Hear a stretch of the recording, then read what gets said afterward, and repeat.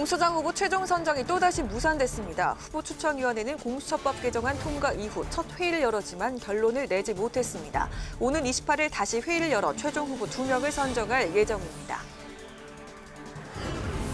민주당과 정부가 제주 4.3 특별법에 희생자들의 국가 차원의 위자료 방식으로 재정 지원을 하기로 했습니다. 국민의힘도 원만하게 처리하겠다는 입장이어서 이번 임시국회 통과 가능성이 커졌습니다. 윤석열 검찰총장의 거취를 놓고 여야가 연일 거친 공방을 벌였습니다. 민주당 의원들을 기자회견을 열어 윤 총장의 사퇴를 요구했고 국민의힘은 잘못된 처분에 대한 시정 요구를 대통령에 대한 항명으로 몰고 있다고 비판했습니다. 한 주간의 정치권 동향과 이슈를 짚어보는 뉴스앤 맞짱 토론. 오늘은 국민의힘 주호영 원내대표의 사의 표명과 재신임 배경, 그리고 윤석열 총장 징계 결정 이후 속도를 내고 있는 공수처 출범 문제를 짚어봅니다.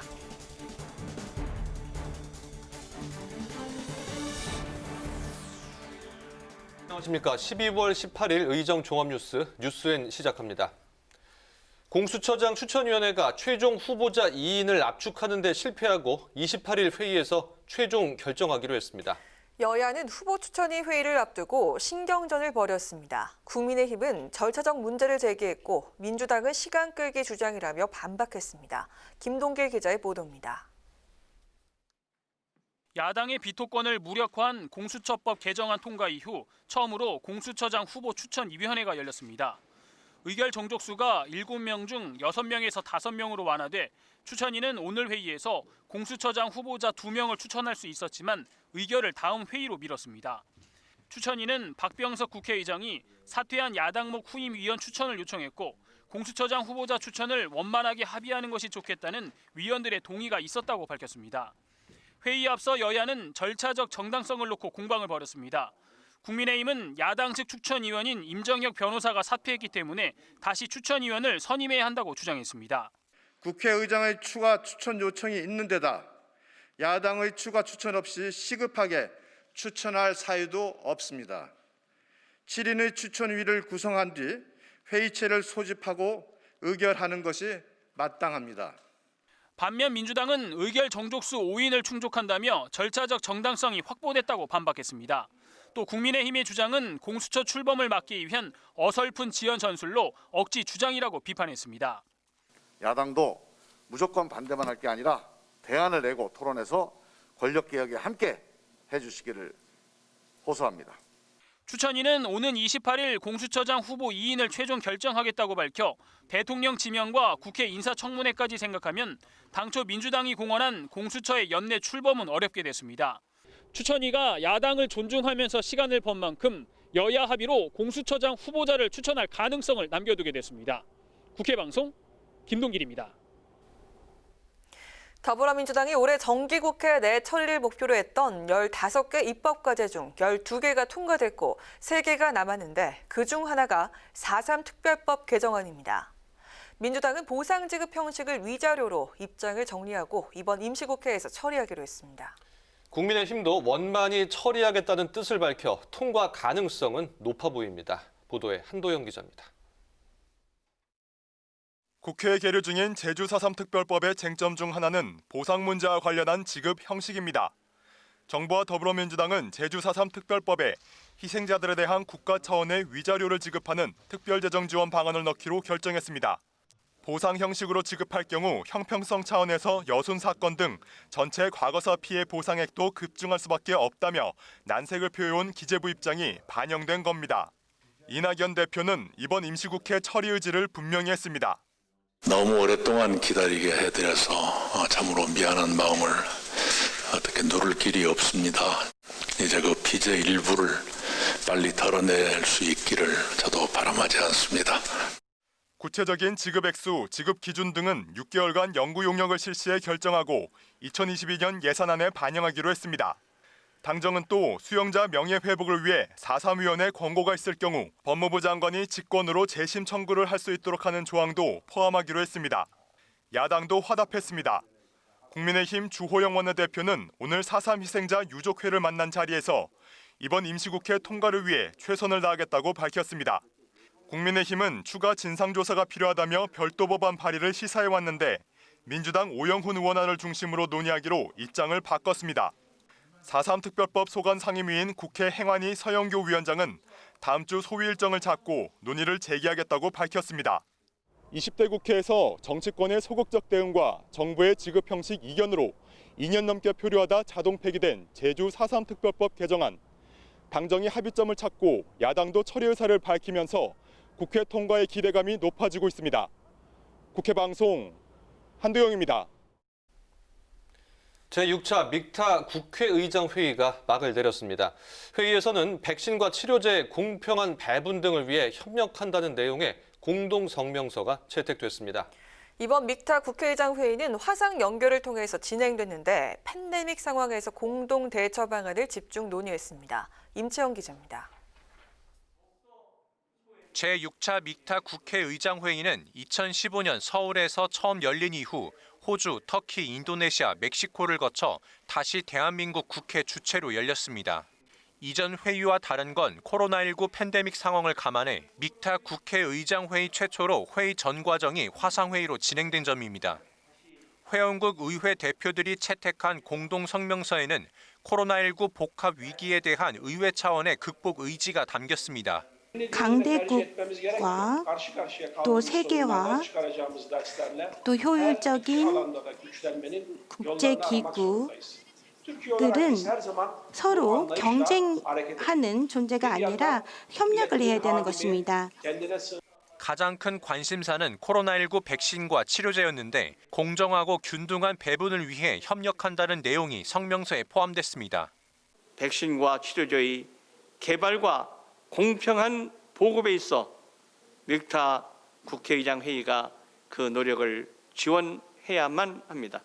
북한에 대한 지원 문제도 거론됐는데 박병석 국회의장은 인도적 차원의 남북 간 보건 방역 협력은 평화를 위한 신뢰 형성의 단초가 될 수 있다며 지지를 당부했습니다. 회의에서는 코로나19 계층 간 빈부격차와 성별 임금 격차가 커지고 여성들의 가정폭력 노출에 대한 우려도 나왔습니다. 우리가 글로벌 팬데믹이라는 도전 과제에 함께 대응하면서 양성평등에서 이룬 몇 년간의 진전이 지금 해체되고 있습니다. 후퇴하고 있습니다. 이와 함께 코로나19로 가속화된 디지털 사회 속의 소외 방지 방안에 대한 논의도 이루어졌습니다. 공동성명서 채택을 끝으로 막을 내린 믹타 국회의장 회의 다음 회의는 내년에 차기 의장국인 호주에서 열릴 예정입니다. 국회방송 임천입니다. 윤석열 검찰총장이 2개월 정직 처분에 불복하는 소송을 내면서 정치권 공방도 계속되고 있습니다. 더불어민주당은 윤 총장의 법적 대응을 항명, 객기라고 표현하며 사퇴를 촉구했고 국민의힘은 이런 민주당의 태도가 찌질하고 뻔뻔하다고 비판했습니다. 보도에 박지영 기자입니다. 더불어민주당은 윤석열 검찰총장의 즉각 사퇴를 촉구했습니다. 개혁 성향의 민주당 의원 44명이 함께하는 당내 모임, 민평련은 기자회견을 열고 윤 총장이 징계 불복 소송을 한 건 임명권자인 대통령에 대한 항명이라고 주장했습니다. 임명권자인 대통령에게 항명을 하는 모습은 과거 검찰총장들의 전례에서도 찾아보기 힘든 비상식적인 반발일 뿐입니다. 민주당 지도부도 윤 총장의 법적 대응은 용기가 아닌 객기라며 사퇴 압박에 가세했습니다. 인간적, 도의적 부끄러움을 알고 스스로 물러나는 게 도리입니다. 대통령과 끝까지 가보겠다는 것도 불사하겠다는 태도는 용기가 아니라 객기입니다. 국민의힘은 민주당이 온갖 비방으로 윤 총장을 끌어내리려 한다며 찌질하고 뻔뻔한 태도라고 맹비난했습니다. 잘못된 처분을 시정해달라는 것이 어떻게 대통령과 싸우자는 것이냐며 민주당이 법치주의를 무시하고 일당 독재 국가로 가려 한다고 꼬집었습니다. 대한민국 대통령이 왕조 시대에 무소불위의 왕이 아니지 않습니까? 이런 민주당 의원의 사고 자체가 참으로 한심하고 이해가 되지 않습니다. 국민의힘은 추미애 법무부 장관을 향한 날선 비판도 이어갔습니다. 또 추 장관이 당당하면 내년 재보궐선거 서울시장 후보로 출마해 국민 심판을 받으라는 주장도 나왔습니다. 이건 대통령을 위한 집권당을 위한 이 권력 구조를 자기들 입만 맞는 대로 한 총대를 맨 하나의 장관이었기 때문에 추 장관은 자기 눈 자기가 찔른 겁니다. 이런 가운데 서울행정법원 행정 12부에 배당된 윤 총장의 징계처분 효력 집행정지 신문기일이 22일로 잡혀 이르면 다음 주 중에 윤 총장의 직무 복귀 여부가 결정될 것으로 예상됩니다. 국회 방송 박지영입니다.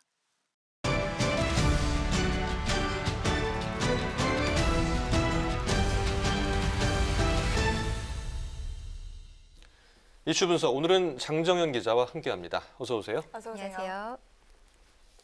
네, 공수처장 후보 추천위원회가 예상과 달리 오늘도 후보군을 출연하지 못하고 28일에 다시 회의를 열기로 했더라고요. 이렇게 되면 뭐 올해 안에 공수처 출범은 뭐 불가능해졌다, 이렇게 볼 수 있겠네요. 네, 여당이 공수처법 개정안을 강하게 밀어붙이면서 당초 오늘 공수처장 후보가 추려질 것이다, 이런 전망이 많았습니다. 그러나 또다시 28일로 후보 추천이 미뤄졌고 말씀하신 것처럼 공수처 연내 출범도 사실상 불가능해졌습니다. 네. 변수는 이 야당목 추천위원인 임정혁 변호사가 사퇴하면서 7명이 정원인 회의체에 결혼이 생긴 데서 비롯됐는데요.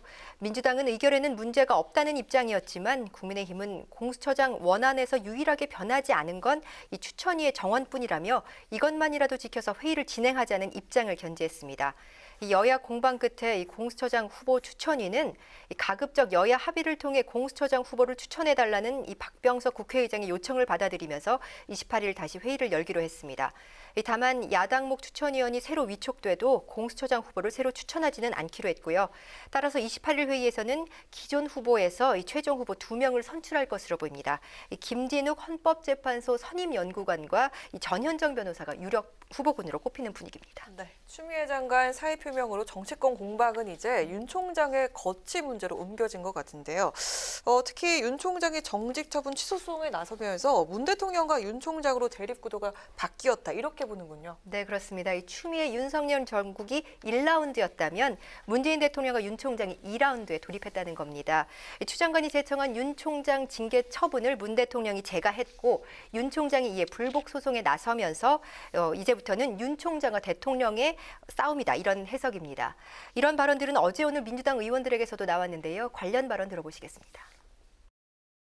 윤 총장이 스스로 이제 그치를 정할 것 같지 않으니까 대통령과 한판 하겠다는 뭐 그런 메시지를 보낸 것 같아요. 저렇게 발버둥 치는 모습은 참으로 보기 안타깝고 불쌍합니다. 입 닫고 조용히 그 자리에서 내려오는 것이 합당하고. 네, 들으신 것처럼 윤 총장의 결단을 촉구하는 민주당 의원들의 거친 발언들, 국민의힘은 바로 되받아쳤습니다. 민주당 의원들이야말로 온갖 비방으로 윤 총장을 끌어내리려 한다는 건데요. 대통령은 무소불위의 왕이 아니라는 표현까지 나왔습니다. 네. 주호영 원내대표 발언 들어보시겠습니다. 민주당의 이런 작태야말로 정말 찌질하고 뻔뻔하고 자멸을 자초하는 그런 태도입니다. 대통령도 잘못하면 탄핵을 당하고 처벌까지 받는 이런 민주주의 국가 대한민국에서 대통령이 내린 처분이 잘못됐다고 고쳐달라고 법원에 시정을 구하는 것이 어떻게 대통령과 싸우자는 것입니까? 대한민국 대통령이 왕조 시대에 무소불위의 왕이 아니지 않습니까? 네, 윤석열 총장 측 이완규 변호사는 대통령을 상대로 소송을 제기했다는 표현은 지나친 단순화이자 왜곡이라고 반박했습니다. 행정소송상 취소 및 집행정지를 구하는 대상은 대통령의 처분이지만 피고는 법무부 장관이라며 소송 상대방이 추 장관임을 강조했는데요. 이런 논란 속에 청와대 역시 피고는 대통령이 아니고 법무부 장관이라고 선을 그었고요. 윤 총장 소송에 대해 어떤 입장도 내지 않을 것으로 보입니다. 네, 그렇군요. 그런데 오늘 국민의힘 주호영 원내대표가 갑자기 사의를 표명을 했다가 의원들의 재신임을 다시 받았습니다. 네, 이 주호영 원내대표가 오늘 오전 비공개 의원총회에서 사퇴 의사를 밝혔는데요. 재신임으로 일단락됐습니다. 주 원내대표가 이 여당의 입법 독주를 막지 못하고 필리버스터조차 강제 종결된 데 대해 원내 사령탑이 책임을 지는 차원에서 의원들에게 자신의 거취를 물은 건데요. 국민의힘 의원들은 주 원내대표가 의총장을 퇴장한 뒤 논의를 통해서 만장일치 박수로 재신임을 결정했습니다. 의총 분위기는 지금은 사람을 바꿀 때가 아니고 주 원내대표에게 힘을 실어줘야 한다는 의견이 대다수였던 것으로 전해졌습니다. 네. 주 원내대표는 이 재신임이 결정된 뒤에 이제는 전략적으로 갈 것이라며 이 숫자에서는 밀리지만 효과적으로 막을 방법, 또 국민에게 정부 여당의 폭거를 제대로 알릴 수 있는 방법들을 의원들과 함께 논의해서 전하겠다고 말했습니다. 네, 이슈 분석 장정현 기자와 함께했습니다. 수고했습니다. 수고하셨습니다. 지난 4.27 판문점 선언에서 김정은 북한 국무위원장이 고속철도에 관심을 보이면서 남북철도 연결에 대한 기대감도 높았습니다. 하지만 최근 미국의 대북 제재와 남북관계 교착 속에서 진전이 없는 상황인데요. 하지만 전문가들은 남북관계가 호전된 뒤 철도 연결 사업을 시작하면 늦을 수밖에 없다며 대북 제재 영향을 받지 않는 노선 설계 작업부터 당장 시작해야 한다고 말했습니다. 강민지 기자입니다. 교착 상태에 빠진 남북관계 돌파구를 마련하기 위해 남북 고속철도 건설을 논의하는 남북 뉴딜 TF를 구성하자는 제안이 나왔습니다. 2032년 서울 평양 공동올림픽과 2022년 베이징 올림픽을 목표로 남북 철도 연결을 위한 범정부적인 노력이 필요하다는 겁니다. 내년 예산 중에 남북 철도 연결 및 남북 철도 현대화 관련한 예산이 많이 반영돼 있습니다. 전 부처가 관련된 부처들이 다시 총의를 모으고 전부 그 계획들을 종합적으로 또 체계적으로 짜자, 그런 측면에서 제가 총리실 산하에 남북 뉴딜 TF 구성을 제안했습니다. 하지만 지난해 2월 하노이 협상 실패 이후 남북 협력이 모두 중단되면서 개성 판문역 착공식 이후 진척이 없는 상황입니다. 그러자 전문가들은 노선 설계 작업과 같이 대북 제재가 상관없는 국내 문제를 선제적으로 해결해 남북 관계를 돌파하자고 강조했습니다. 부처별 합의와 같은 사전 협의만 최소 2-3년이 걸릴 것이라며 경제 제재가 풀리면 철도 연결 공사에 곧바로 들어갈 수 있도록 해야 한다고 말했습니다. 그리고 남북 대화 경색, 유엔 대북 제재인데 무슨 철도 연결 사업 논의를 하느냐 이 얘기를 하시는데 제대로 된 철도로 건설하자고 하면 북한의 비핵화도 끌어낼 수 있는 하나의 지렛대가 될 수 있는 가능성이 얼마든지 있다고 생각합니다. 남북 철도 사업은 유럽과 아시아를 잇는 만큼 중국과 러시아와 같은 주변국들의 관심이 많습니다. 이런 상황에서 해외에서 차관을 들여와 사업 비용을 조달하자는 의견에 대해 남한의 주도권을 뺏길 수 있다는 우려도 나왔습니다. 한편에서는 국제자본, 외국 기술로 추진하자는 얘기가 있는데 철도를 너무 모르는 사람들의 얘기입니다. 현실적으로 우리는 늘 수동적으로 가야 됩니다. 모든 투자도 이중으로 해야 됩니다. 우리 마음대로 갈 수가 없습니다. 그러면서 서울 신의주 고속철도 사업 비용은 약 20조 원 정도로 추산되지만 경의선 철도 현대화로 30년간 약 140조 원 경제 효과가 있을 것이라며 우리의 직접 투자가 중요하다고 강조했습니다. 국회 방송 강민지입니다. 더불어민주당이 소속 국회의원 전원을 대상으로 성인지 감수성 교육에 들어갔습니다. 의원들은 오는 29일까지 총 5회에 걸쳐서 교육을 받으며 교육은 코로나19 확산에 따라 비대면 화상 강의 방식으로 이뤄집니다. 앞서 이낙연 대표는 서울, 부산 보궐선거에 후보를 공천하기로 결정한 직후 성비위 사건 재발 방지를 위해 성인지 교육을 강화하겠다고 밝혔습니다. 국민의힘이 문재인 대통령이 변창흠 국토교통부 장관 후보자에 대한 내정을 철회할 것을 촉구했습니다. 김은혜 대변인은 오늘 기자회견에서 못 사는 사람들이 미쳤다고 밥을 사 먹는다라고 하겠냐는 변 후보자의 발언에 대해서 겉으로는 약자를 위한다며 속으로는 얕은 도덕성 수준을 보여준 것이라고 주장했습니다.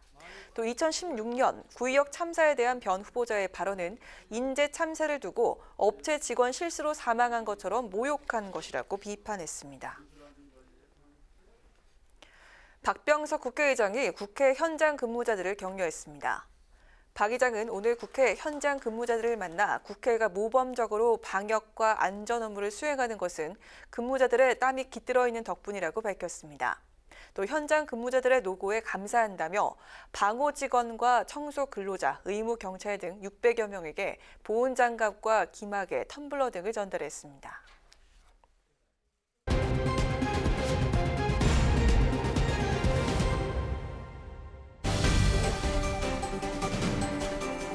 사람 사람들의 시선을 끈 오늘의 정치 뉴스, 강아랑의 정치톡 시간입니다. 12월 18일 첫 번째 정치톡 만나보시죠.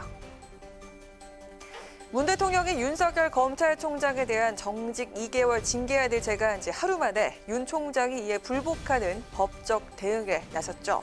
그런데 윤 총장이 소송을 벌일 상대를 두고 청와대와 윤 총장 측이 신경전을 벌였다고 하는데요. 어떤 내용일까요? 윤 총장은 어제 변호사를 통해 징계 효력 집행 정지 신청과 징계 처분 취소 소송을 위한 서면 작업을 마치고 서울행정법원에 소장을 제출했습니다. 징계 사유가 부당한 데다 징계 심의 절차도 위법하다는 주장인데요. 윤 총장의 법적 대응은 징계가 결정된 직후부터 이미 예고됐습니다. 이 때문에 청와대 측은 문 대통령의 재가가 나온 이후 기자들에게 윤 총장이 소송을 내더라도 피고가 대통령이 아니라 법무부 장관인 걸로 알고 있다며 행정소송에 대해서 청와대가 입장 낼 필요는 없다고 본다고 밝혔습니다. 이에 윤 총장 측은 대통령 처분에 대한 소송이니까 대통령에 대한 소송이 맞다고 반박했습니다. 징계 불복 소송의 당사자가 문재인 대통령이라고 밝힌 건데요. 그러자 청와대 측은 오늘 그건 윤 총장 입장이라고 재반박에 나서면서 신경전을 이어갔습니다. 그러면서 윤 총장 소송에 대응하지 않겠다는 입장을 강조했는데요. 추장 간의 사의 표명으로 매듭지어진 추미애 윤석열 갈등 구도가 이제는 문 대통령과 윤 총장의 전쟁으로 바뀌고 있다는 게 정가의 분석입니다. 소송 상대 논란이 계속되자 윤 총장 측 변호사는 오늘 행정소송상 취소 및 집행정지를 구하는 대상은 대통령 처분이지만 피고는 법무부 장관이라고 밝혔습니다. 윤 총장의 행정소송을 심리할 재판부가 오늘 결정되면서 이제 여론의 시선은 법원으로 향하고 있습니다. 과연 법원은 누구의 손을 들어주게 될까요? 이어서 오늘의 두 번째 정치톡입니다. 윤석열 총장의 징계안 처리 이후 정치권 관심은 사의를 표명한 추미애 장관의 향후 행보로 모아지고 있습니다. 서울시장 출마냐, 대선 출마냐 여러 추측들이 나오는 가운데 오늘 국민의힘 하태경 의원은 추 장관을 트로이 목마라고 표현해서 눈길을 끌었습니다. 어떤 이유일까요? 추 장관은 직업 정치인이기 때문에 정치를 할 겁니다. 서울시장 출마나 대선 출마 둘 중에 하나인데 아마 여당 입장에서는 추가 좀 그만해줬으면 하고 바랄 거예요. 우리가 볼 때는 아니 트로이 목마예요. 트로이 목마. 네, 민주당 안에서 자꾸 이제 분탕질하고. 네, 오늘 아침 한 라디오 방송에 출연한 하태경 의원, 추미애 장관이 민주당에겐 참 난처한 존재일 것이라고 주장했습니다. 여권 핵심 지지층인 친문에게 추 장관은 여자 조국이지만 결국 민주당 지지율을 깎아먹는 트로이 목마란 건데요. 하 의원은 추 장관의 거취를 묻는 질문에 서울시장 출마나 대선 출마 중 하나를 선택할 것으로 전망을 하면서 추 장관이 오판한다면 자신이 대선급이라고 착각할 수도 있을 것이라고 비꼬았습니다. 그러면서 우리가 보기엔 민주당 안에서 자꾸 분탕질하는 트로이 목마라고 평가했습니다. 하 의원은 추 장관이 자기 지지층 30% 안에서만 인기가 있고 나머지 70%한테는 계속 비호감이라며 아마 여당 입장에서는 추 장관이 그만해주길 바랄 것이라고 주장했습니다. 추 장관은 사의 표명 직후에 향후 계획 등에 대해서 아직 특별한 입장을 밝히지 않은 상태입니다. 오늘 국민의힘 내에서는 추 장관을 향해서 차라리 서울시장 선거에 나와서 국민 심판을 받아보라 이런 주장이 나오기도 했습니다. 추 장관이 트로이 목마가 될지 아니면 승리의 견인차가 될지 우선은 앞으로의 선택을 지켜봐야겠죠. 이어서 오늘의 세 번째 정치톡입니다. 코로나19 신규 확진자가 오늘도 1,062명으로 집계되면서 사흘 연속 1,000명대를 기록했습니다. 특히 수도권을 중심으로 한 확산세가 꺾이지 않고 있는데요. 국회도 연이틀 확진자가 나오면서 국회의원들까지 속속 자가격리에 들어갔다는 소식입니다. 국회 코로나19 재난대책본부는 오늘 코로나19 추가 확진자가 발생했다고 밝혔습니다. 어제 확진 판정을 받은 국민의힘 홍보국 소속 당직자와 같은 사무실에서 근무했던 것으로 알려졌는데요. 추가 확진자 동선이 공개되면서 밀접 접촉한 의원들도 진단검사와 함께 자가격리를 시작했습니다. 해당 직원들과 회의를 한 것으로 알려진 이영 의원은 오늘 페이스북에 처음으로 자가격리에 들어간다며 아무 일 없길 바란다. 저도 많은 분들을 만났기에 음성으로 결과가 나오길 기도한다고 밝혔습니다. 국민의힘 중앙홍보위원장인 박수영 의원도 자가격리 대상인데요. 박 의원은 오늘 페이스북에 이번 주 화요일 같이 회의를 했던 팀장이 오늘 아침에 확진 판정을 받아서 밀접 접촉을 했던 저도 바로 검사받고 자가 격리 중이라며 제발 음성으로 나와야 화요일부터 오늘 아침까지 만났던 수많은 분들에게 폐를 끼치지 않을 텐데 걱정이라고 우려를 나타냈습니다. 최근 확진자 규모는 거리두기 최종 3단계 기준을 훌쩍 넘어선 상태입니다. 정부는 오늘 필요하다고 판단되는 시점에서 과감하게 결정하겠다고 밝혔는데요. 3단계 격상 시 사회적, 경제적 충격파도 적지 않은 만큼 치밀한 준비와 대응책 마련이 우선되어야겠습니다. 지금까지 강한하게 정치톡이었습니다.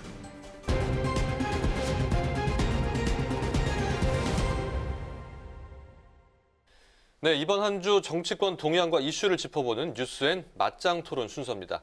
오늘도 김경진, 이상일 두 전 의원과 함께합니다. 어서 오세요. 어서 오세요.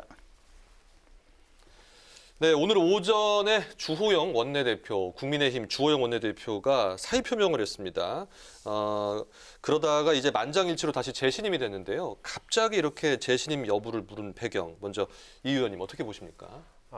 이 주호영 원내대표의 이 자괴감도 꽤 컸다 이런 생각을 합니다. 우리가 정기국회 막바지에 다 국민들께서 보셨지만 여당이 이제 공수처법 개정안 등을 일방적으로 처리하는 이 과정, 그리고 이제 임시국회가 열렸는데 국정원법 개정안이나 대북전단 살포금지법안, 일명이죠. 그런 이제 남북관계 발전법 개정안인데 다 통과가 이런 됐죠. 거에 대해서 합법적인 의사진행 방해 필리버스터를 하는데 또 여당이 처음에는 허용하겠다고 했다가 뭐 필리버스터가 좀 진행이 되니까, 게다가 국민의 관심을 또 끌게 되니까 의석수를 가지고 일방적으로 종결을 했단 말이죠. 그래서 이런 의회 민주주의가 지금 무너지는 걸 보고, 또 여당이 그동안 말로는 협치 운운했지만 협치하는 모습을 뭐 전혀 보이질 않았다고 저는 생각하는데, 이런 거를 직접 겪은 주호영 원내대표는 굉장히 참담함과 자괴심을 느꼈다고 생각을 합니다. 저희 당의 일부에서도 투쟁력이 또 약하지 않느냐 이런 지적까지 나온 것도 사실입니다. 그래서 이런 것들이 겹쳐져서 사의 표명을 한 거죠. 그러나 의원총회에서 의원들이 지금 사실은 국회법의 이 과거처럼 뭐 우리가 소위 선진화법이라고 하지만 힘으로 막을 수 있는 상황이 아니거든요.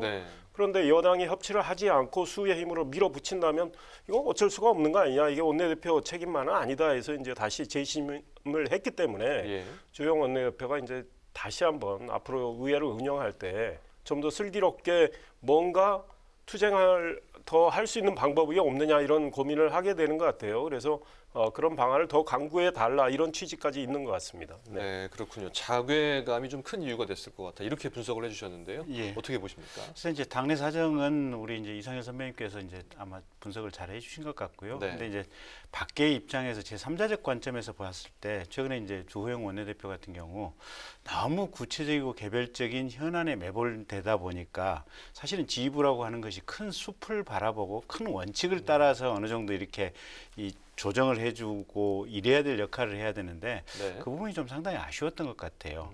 그러니까 공수처법 같은 경우도 사실은 추천위원들 간의 합의가 안 되면 기존에 비토권이 있던 법안 자체가 잘 돼 있던 법안이거든요. 그래서 가급적이면 합의를 좀 할 수 있는 어떤 그런 여지들을 추천위원들에게 좀 주문을 한다든지 이랬으면 좋았을 텐데 그런 부분이 너무 안 되고 그냥 어떻게 보면 당의 입장만 너무 관철시키기 위해서 개별적인 투쟁에 좀 너무 몰입을 했었던 것이 아니냐 이제 그런 생각도 들고 또 한 가지는 최근에 이제 반문 대통령 퇴진하라고 하는 비상시국대책회의 같은 경우도 사실 뭐 대통령 물러나야 된다라고 지금 뭐 이렇게 얘기를 했는데 그게 국민들이나 언론의 공감을 지금 전혀 못 받고 있는 그런 내용들이거든요.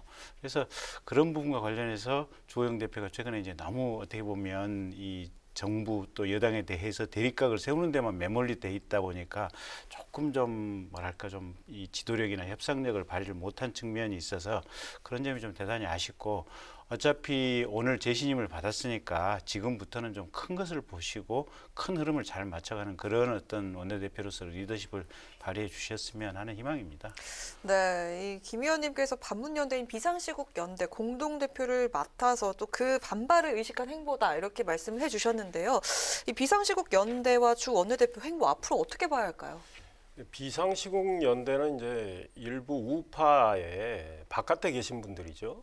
그분들이 중심이 돼서 문재인 정권에 대한 투쟁을 하는 거기 때문에 주호영 원내대표가 거기 가서 이야기를 한 거, 그거는 이제 정기국회 상황에서 여당의 일방적인 이 밀어붙이기, 독주 이런 거에 대한 굉장히 분심도 생겼고 투쟁을 더 강화해야 되겠다는 그런 취지로 가서 이야기를 한 것 같고, 다만 저는 공동대표를 맡은 것은 개인적으로는 좀 적절하지 않다 이런 생각을 합니다. 예. 원내 투쟁에 집중을 해주는 게 맞다. 네.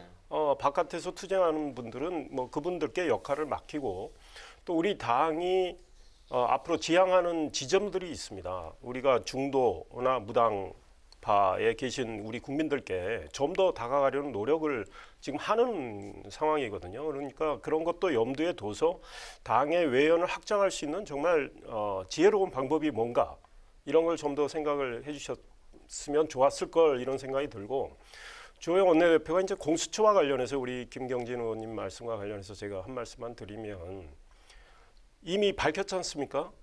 여당이 소위 말해서 좋아할 만한 후보를 우리 당이 추천한 후보 빼고, 또 여당이 추천한 후보, 변협 등이 추천한 후보 빼고, 여당이 좋아할 만한 후보를 우리가 이름까지 거명하면서 문재인 정권에서 국정원 차장까지 지낸 분, 이런 분으로 하면 어떠냐고까지 이야기했는데 여당이 안 했던 거죠.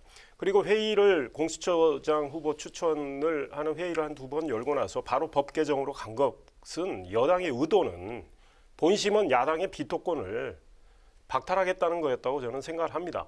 과거에 비토권을 줬던 거는 정의당이나 소위 말해서 친여의 다른 정당이 교섭단체가 되리라고 생각을 했던 거예요. 그래서 국민의힘은 한석 갖는 거고, 다른 당이 친여의 야당이 교섭단체가 돼서 한석을 추천위 한석을 또 차지하면 결국은 자기들이 비토권 줘도 그걸 다 움직일 수 있다고 봤는데, 막상 저희가 이 교섭단체는 딱 국민의힘 하나 생겼고, 그 다음에 여당은 180석을 친여 성향의 무소속까지 포함하면 180석을 갖게 되니까 이제는 생각이 달라진 거죠. 비토권 필요 없다, 우리 마음대로 하겠다 해서 법을 개정했다고 생각합니다. 그래서 공수처를 지금 정권이 뜻대로 좌지우지하기 위해서 그렇게 법을 만들었다고 저는 생각을 합니다. 네.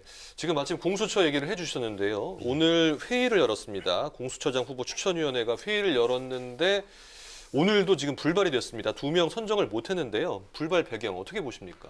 일단 최근에 이제 검찰총장 징계 문제하고 이 문제가 사실은 형식적으로는 다른 문제긴 하지만 이제 국민들이 보기에는 어느 정도 연관성이 조금은 있어 보인다라고 지금 생각을 하고 있고, 아마 여권 내부에서도 그런 판단을 하고 있는 것 같아요. 그래서 박병석 의장이 일단 오늘 강행을 안 했으면 좋겠다라고 하는 생각을 하고 있는 것 같고, 또 정부 여당 내부에서도 지금 국민의힘 쪽에서 위원 한 분이 지금 사표를 했으니까 어쨌든 새로 개정된 법에 따르면 만약 국민의힘이 추천을 안 하게 되면 법학교수회나 아니면 로스쿨 이사회에서 거기서 자동으로 추천을 받을 수 있는 이 길이 열렸으니까 한 번쯤 이 10일쯤 연장한다고 해서 특별한 문제는 안 생길 것 같다. 아마 이렇게 판단을 하고 최소한 형식적인 합법적인 조건을 맞춰서 가자. 지금 그렇게 판단을 하고 지금 10일 연장을 한 것 같고요.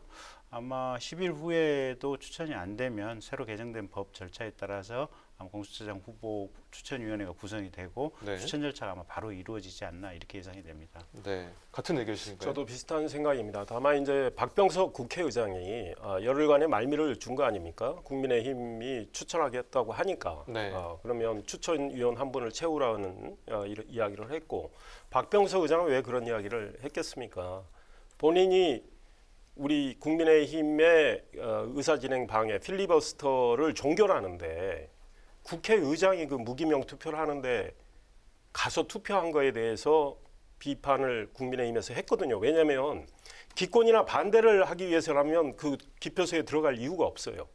그 종결을 하는데 찬성하기 위해서 들어갔다고 볼 수밖에 없거든요. 무기명 투표라도. 그러니까 비판을 많이 받는 상황에서 여기서 또 박병석 의장이 국민의힘 목소리를 무시하고 진행을 하면 굉장히 비판 여론이 더 커지죠. 이걸 의식한 것 같고, 여당 입장에서는 이번에 뭐 추미애 법무부 장관도 국민의힘 이야기 들어주자 이렇게 했다는 거 아닙니까? 왜 그렇게 했습니까? 이미 공수처법, 야당의 비토권을 박탈한 그 법을 우격다짐으로 밀어붙여서 법을 통과시키고 바로 공포 시행했습니다. 이제 여유가 생긴 거예요. 그래서 열흘 정도 참을 수 있지 이런 거죠. 그런데 이제 야당은 그러면 왜 이 의미가 없는 추천위원회에 추천위원을 채워서 야당이 이야기를 앞으로 추천도 할 사람 아마 한 명을 더 할 것 같은데 네. 왜 그러느냐. 최대한 야당의 입장에서 야당의 주장을 그 회의에 남기고 싶고 국민께 알리고 싶어 하는 겁니다. 네. 그 제도의 틀 안에서 최대한 일단은 그렇게 하는 거죠. 하는 것이군요. 그렇다면 만약에 후보 추천이 2명이 되더라도 또 대통령이 1명을 지명하면 또 국회 인사청문회를 거치지 않습니까? 예, 예. 그렇다면 이 내년 1월까지 공수처 출범이 어떻게 가능하겠습니까? 어떻습니까? 그러니까 가령 지금 오늘 후보가 추천이 된다고 하더라도 네. 사실은 이제 1월까지라고 하는 것은 처장이 임명된다라고 하는 그런 상징적인 의미라고 봐야 될 것 같고요. 네. 어차피 지금 인사청문회 마치는데 최소한 뭐 2주에서 3주 정도 이렇게 간다고 봐야 되거든요, 보면. 네. 그리고 나면 처장이 이제 차장 임명하는 절차를 거쳐야 되고요. 차장이 임명되고 나면 인사위원회 구성에 대해서 공수처 소속 검사 25명, 예. 그다음에 수사관 50명을 뽑아야 되거든요. 근데 25명의 공수처 검사를 뽑는데 제가 볼 때는 변호사들이나 검사들 중에서 아마 여기 자원에서 오는 숫자들이 대단히 많을 것 같아요. 네. 25명이면 최소 아마 지망자가 100명이 넘어가지 않나. 4대1, 5대1 정도의 경쟁률이. 그러니까 이게 공무원들 입장에서는 지방에 내려가야 되는 지방 내려가기 되게 싫거든요, 보면. 근데 이건 서울에서 근무를 하지 않습니까? 예. 그리고 한 번 임명이 되면 10년씩 이제 근무를 하고 또 국가에서 대단히 중요한 역할을 하는 것이기 때문에 제가 볼 때는 어떤 법조인이든 간에 공수처 검사를 하고 싶어 할 것 같아요, 보면. 그럼 면접을 통해서 그러니까 일단 인사 기준을 이제 새롭게 이렇게 인사위원회를 구성하면 거기서 인사 기준을 지금 합의를 해야 될 것 예. 같고요. 그다음에 이 인사 기준에 부합하는지 서류 심사라든지 면접이라든지 이런 것들 다 해야 될 거 아니겠습니까? 네. 그러면 제가 볼 때는 그 공수처 검사 뽑고 수사관 뽑으면 아무리 빨라도 2월 말, 3월 초 이렇게 될 것 같거든요. 그래서 이제 1월 중에 공수처가 출범한다고 하는 것은 제가 볼 때는 공수처장이 임명이 돼서 네. 내부적으로 출범할 수 있는 어떤 준비 체제를 갖춘다.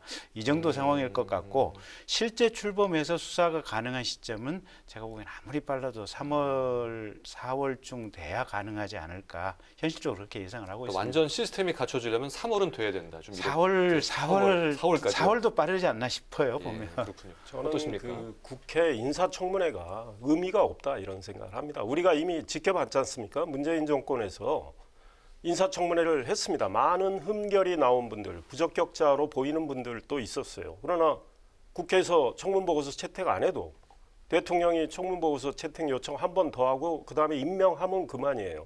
벌써 24명이 그렇게 해서 장관이 됐습니다. 그러니까 공수처장 후보자가 흠결이 있는 분이 나오더라도 네. 인사청문회는 여당 입장에서 별 걸림돌이 안 된다 이런 생각인데, 다만 정말 누가 봐도 대통령이 정치적 중립 강조했지 않습니까? 공수처. 누가 봐도 정치적 중립 또 수사의 독립성을 담보할 수 있는 그런 평가를 받는 후보를 내놓는다면 국민의힘이 그렇게 반대할 이유는 없겠다. 검증을 철저히 해서. 네. 그런데 사실 오늘 또 화제가 된 거는 국토부 장관 후보자 변창흠 LH공사 사장 이분 말이죠. 과거에 SH공사 서울시 예. 산하에 그 사장할 때 하던 발언들이 지금 나오고 있습니다.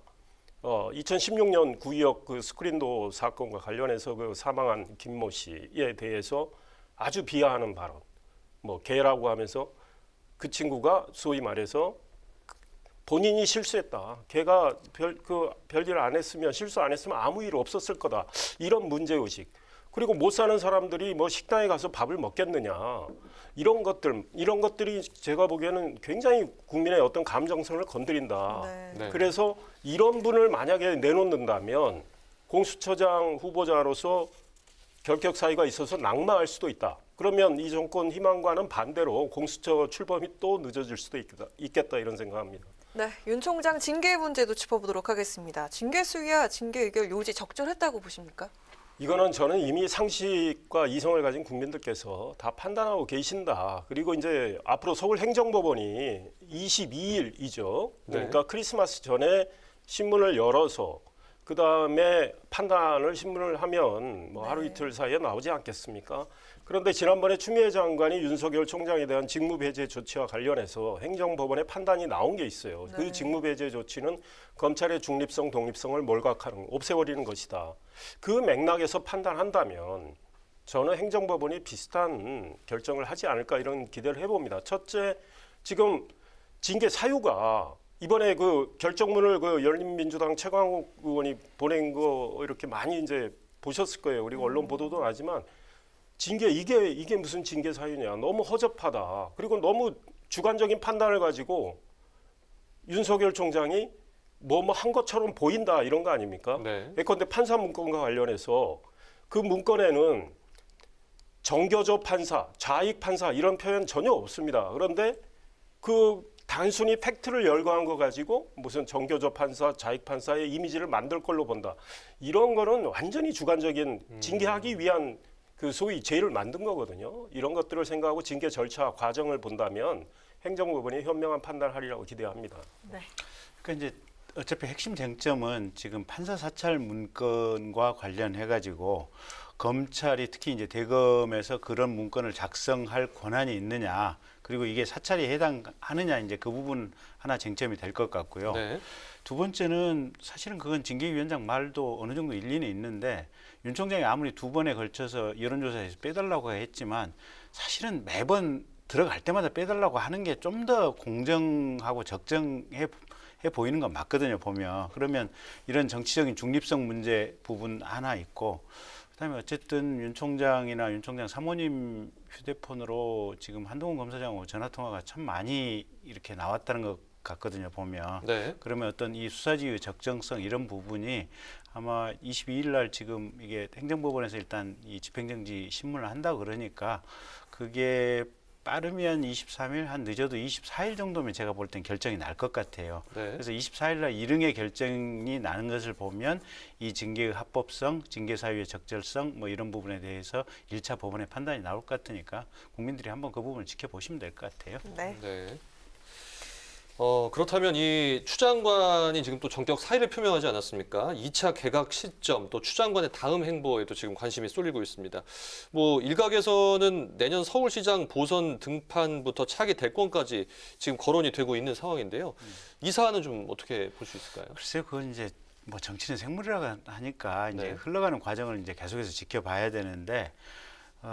지금까지는 사실은 대통령님이나 또는 여당에 대한 지지율이 어쨌든 이 검찰총장하고 이 싸우는 과정에서 좀 많이 빠졌지 않습니까, 보면. 그래서 그런 흐름을 가지고 보면 추 장관께서 시장이나 대통령 후보로 등판했을 때 과연 얼마만큼 이게 이 뭐랄까 이 외연 확장 가능성이 있을까?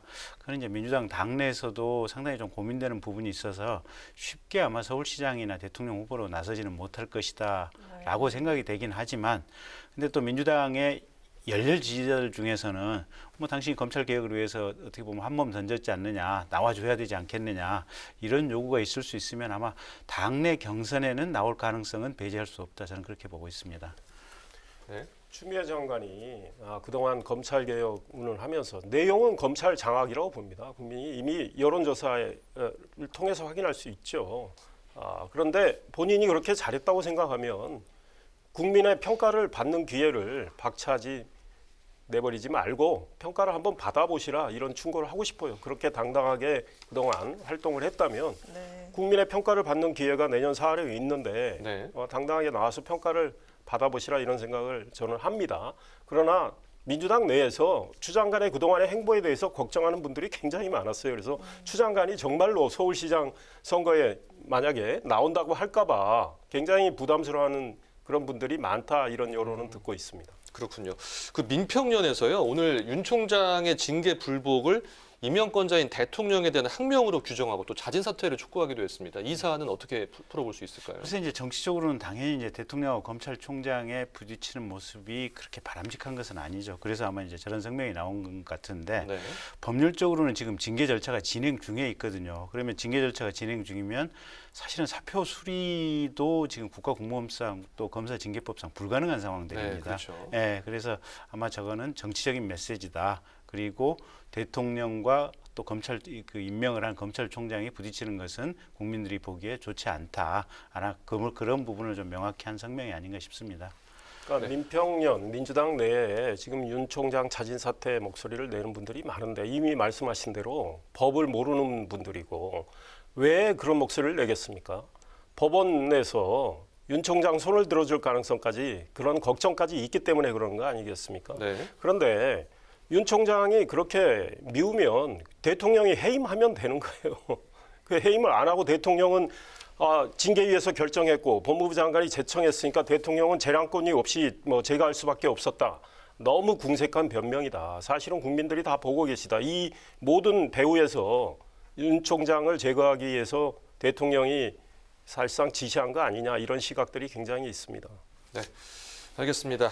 맞짱 토론 오늘 여기서 마무리를 하겠습니다. 지금까지 김경진 전 의원 그리고 이상일 전 의원과 함께했습니다. 오늘 말씀 감사합니다. 고맙습니다. 주말인 내일 서울의 아침 기온이 영하 10도까지 떨어지는 등 다시 한파가 찾아오겠습니다. 경기 북부와 강원, 또 충북 지역은요, 한파주의보가 경보로 강화되겠습니다. 일요일 낮부터는 다시 기온이 영상권으로 올라서겠습니다.